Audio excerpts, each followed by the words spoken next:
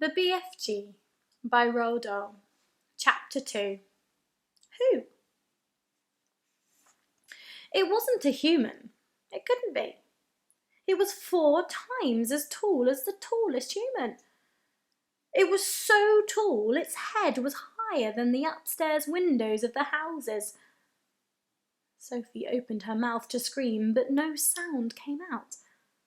Her throat, like her whole body, was frozen with fright. This was the witching hour, all right. The tall black figure was coming her way. It was keeping very close to the houses across the street, hiding in the shadowy places where there was no moonlight. On and on it came, nearer and nearer, but it was moving in spurts. It wouldn't stop. Then it would move on.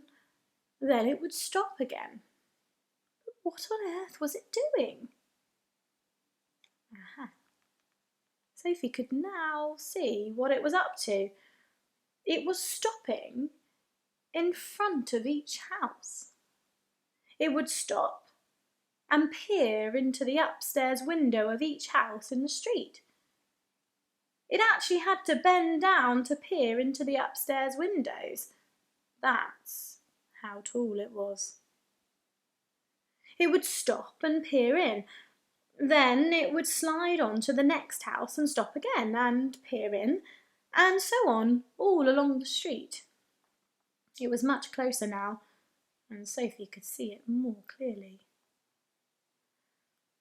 Looking at it carefully, she decided it had to be some kind of person. Obviously, it was not a human, but it was definitely a person. A giant person, perhaps. Sophie stared hard across the misty moonlit street.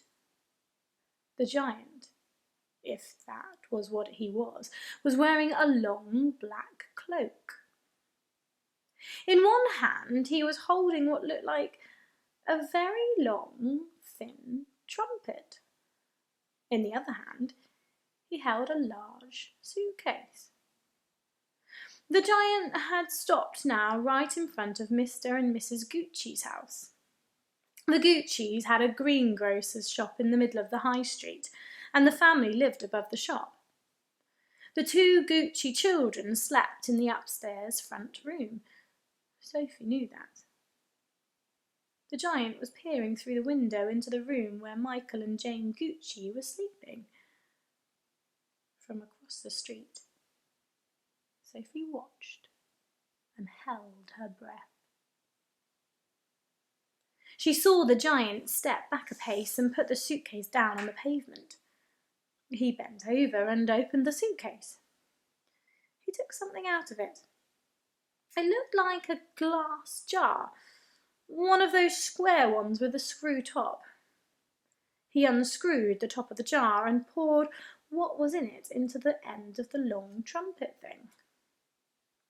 Sophie watched, trembling. She saw the giant straighten up again, and she saw him poke the trumpet in through the open upstairs window of the room where the Gucci children were sleeping. She saw the giant take a deep breath and woof! He blew through the trumpet. No noise came out, but it was obvious to Sophie that whatever had been in the jar had now been blown through the trumpet into the Gucci children's bedroom. What could it be? As the giant withdrew the trumpet from the window and bent down to pick up the suitcase, he happened to turn his head and glance across the street. In the moonlight, Sophie caught a glimpse of an enormous, long, pale, wrinkly face with the most enormous ears. The nose was as sharp as a knife, and above the nose there were 2 bright flashing eyes, and the eyes were staring straight at Sophie. There was a fierce and devilish look about them. Sophie gave a yelp and pulled back from the window. She flew across the dormitory and jumped into her bed and hid under the blanket. And there she crouched, still as a mouse and tingling all over.